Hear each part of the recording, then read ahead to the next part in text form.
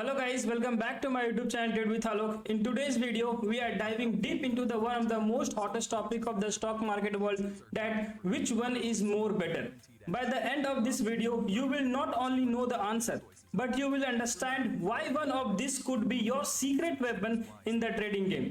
देखिए सिंपल सी बात ये है कि बहुत लोगों को ये तो पता है कि ऑप्शन बाइंग क्या होता है, बहुत लोगों ने ये ट्रेड किया भी होगा, मैंने भी लगभग 2 या 2.5 साल से लगभग ऑप्शन बाइंग ही किया है। सिंपल सी बात है, अब हमें एक अलग पर्सपेक्टिव के ऊपर भी ध्यान देना पड़ेगा, दैट इज स्टॉक फ्यूचर्स। ठीक है, आखिर ये फ्यूचर्स मार्केट होता क्या है? देखिए फ्यूचर क्या, आखिर फ्यूचर और ऑप्शन में डिफरेंस क्या है, या फिर फ्यूचर्स मार्केट आखिर हम लोग यहाँ पे समझेंगे कैसे? सिंपल सी बात है, देखिए क्या करना है, फ्यूचर्स होता क्या है, जब कभी भी दो लोग, मान लेते हैं कि दो लोग हैं, एक राम है और मान लीजिए एक है श्याम। ठीक है, ये दो लोग क्या है, एक कॉन्ट्रैक्ट पे क्या होगा, अग्री करेगा। ये दोनों क्या करेगा, एक कॉन्ट्रैक्ट पे अग्री करेगा या फिर एक अग्रीमेंट बनाएगा कि इन फ्यूचर में एक कोई भी प्री डिटरमाइंड डेट के ऊपर या फिर कोई भी प्री डिटरमाइंड प्राइस के ऊपर किसी भी इंडिविजुअल या फिर स्पेसिफिक स्टॉक को ये लोग क्या करेगा, बाय या फिर सेल करेगा, और उसी को हम लोग क्या बोलते हैं, दैट इज फ्यूचर ट्रेडिंग। यानी कि किसी भी एक कॉन्ट्रैक्ट में आना या फिर कोई भी एक अग्रीमेंट बनाना जो किसी भी स्पेसिफिक इंडिविजुअल स्टॉक को एक फ्यूचर डेट पे खरीदना या बेचना, उसी को हम लोग फ्यूचर ट्रेडिंग करते हैं।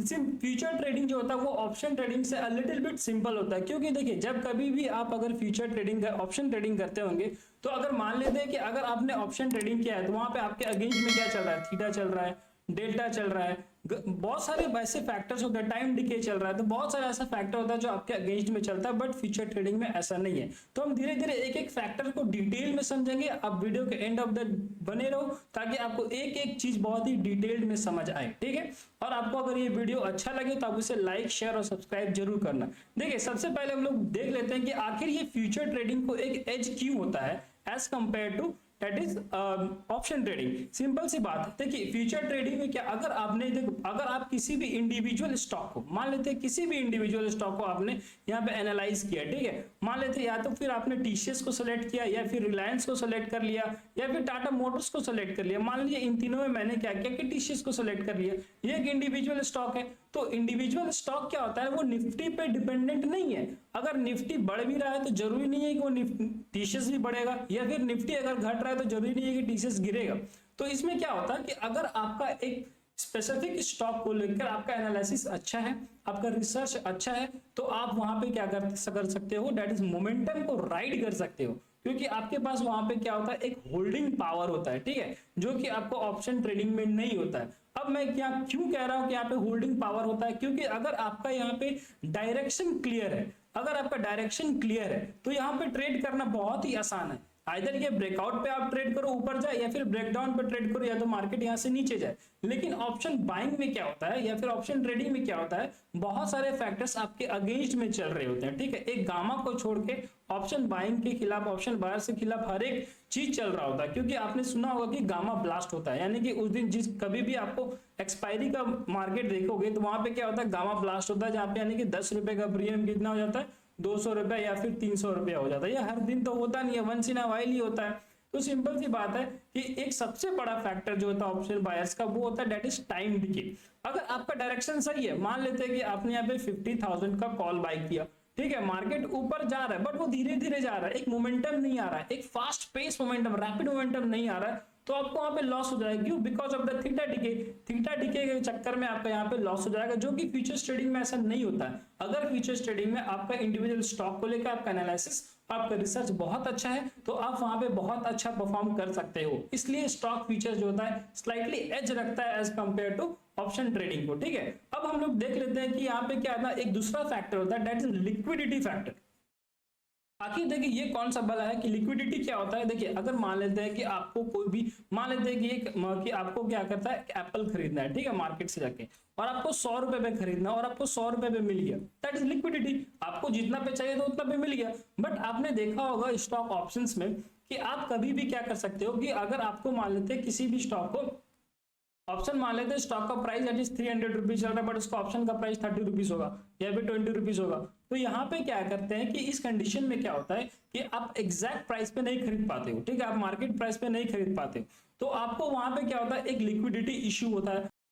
बट स्टॉक फ्यूचर्स में ऐसा नहीं होता है। क्यों? सिंपल सी बात है कि अगर आप निफ्टी 50 का कोई भी स्टॉक उठा के देखोगे तो सब में आपको नहीं मिलेगा कि सबका सब स्टॉक्स का फ्यूचर है। तो वहां पे प्री डिटरमाइंड है कि कौन से स्टॉक्स अच्छे हैं, जो स्टॉक्स अच्छे होते हैं उसी का आपको वहां पे, जहां पे वॉल्यूम बहुत अच्छा होता है, लिक्विडिटी बहुत अच्छा होता है, उसी स्टॉक्स का आपको वहां पे क्या क्या फ्यूचर्स मिलेगा। तो यहाँ पे आपका एक टेंशन खत्म हो जाता है कि यहाँ पे एक लिक्विडिटी का इशू भी होने वाला है। सिंपल सी बात है। तो यहाँ पे भी क्या है कि स्टॉक फ्यूचर्स जो है कि फ्यूचर्स ट्रेडिंग जीत गया edge compare to option trading. हाँ, थोड़ा सा मेरे को जहां पे एक इशू लगता है कि आपको फ्यूचर ट्रेडिंग में, दैट इज फ्यूचर ट्रेडिंग में क्या होता है, आपको थोड़ा सा कैपिटल ज्यादा चाहिए होता है। दैट इज यहाँ पे मिनिमम कैपिटल आपको 1 लाख रुपीज चाहिए होता है। लेकिन आप ऑप्शन बाइंग आप 10,000 रुपीज से भी कर सकते हो। बट अब ये भी नहीं रहा, क्योंकि यहाँ पे सेबी ने इसे इंक्रीज करके लगभग 50 to 55,000 कर दिया, क्योंकि आपको अपफ्रंट प्रीमियम भी देना पड़ेगा। ठीक है, तो ऑलमोस्ट लगभग सेम ही हो चुका। अगर हम 1 लाख रुपया, अगर 1 लाख रुपीज अगर हम लोग यहाँ पे लेके जाए ऑप्शन बाइंग में edge compare to future trading में, तो मुझे यहाँ तक लगता है कि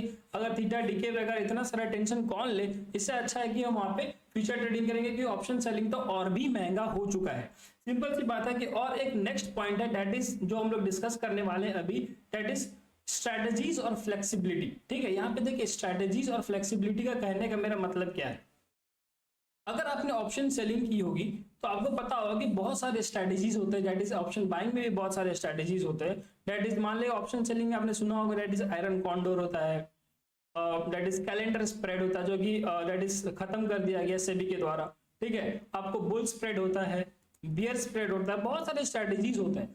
बट आपको जब फ्यूचर ट्रेडिंग आप कर रहे होते हो तो सिंपल सी बात है, आपको 2 चीजों पर ध्यान रखना होता है, सिर्फ दो चीज, एक ब्रेकआउट, ठीक है, और दूसरा ब्रेकडाउन। इसी 2 चीजों पे ट्रेड करना, आपको इतना सारा झंझट पालने का कोई जरूरत नहीं है। सो मेरे हिसाब से देखा जाए तो ऑप्शन बाइंग या फिर ऑप्शन सेलिंग से अगर आपको छोटा कैपिटल है, इनकेस आपका कैपिटल 1 लाख या फिर 2 लाख है, तो आप यहाँ पे क्या कर सकते हो कि सिंपल सी बात है, आप यहाँ पे फ्यूचर ट्रेडिंग कर सकते हो। वहां पे रिस्क भी थोड़ा कम है एंड वहां पे सुकून है। इट मीन दैट आपको बहुत ज्यादा टेंशन लेने का जरूरत नहीं है। देखिए, मेरा यहाँ पे किसी का भी सेंटिमेंट हर्ट करने का, इस वीडियो के माध्यम से मैं किसी का भी सेंटिमेंट हर्ट नहीं करना चाहता हूँ, चाहे वो ऑप्शन बायर हो चाहे फिर ऑप्शन सेलर हो, क्योंकि अब वो एक हाई टाइम आ गया है जब हमें थोड़ा सा अपने सेक्टर को क्या करने का, स्विच करने का टाइम आ गया। क्योंकि आपको ही पता ऑप्शन बाइंग बहुत महंगा हो गया है। ठीक है, बहुत सारे रूल्स एंड रेगुलेशन स्ट्रिक्ट हो गए हैं। इसका मतलब ये नहीं कि ऑप्शन बाइंग छोड़ देना है। अगर फ्यूचर ट्रेडिंग से जो प्रॉफिट होगा उससे हम ऑप्शन बाइंग करेंगे। सिंपल सी बात है, बहुत ज्यादा कैपिटल ऑप्शन बाइंग में हम डिप्लॉय नहीं करेंगे। जो भी पॉइंट्स थे मैंने हर एक पॉइंट को क्लियर किया। अगर आपको कोई डाउट है या फिर आपको ऐसा लगता है कि इस टॉपिक पे मुझे एक वीडियो बनाना चाहिए, तो आप उसे कमेंट में जरूर लिखना। मैं उसे उस टॉपिक के ऊपर, पर्टिकुलर टॉपिक के ऊपर मैं वीडियो जरूर बनाऊंगा। Don't forget to hit the subscribe button and hit the bell icon for the further notification. Until next time, happy trading.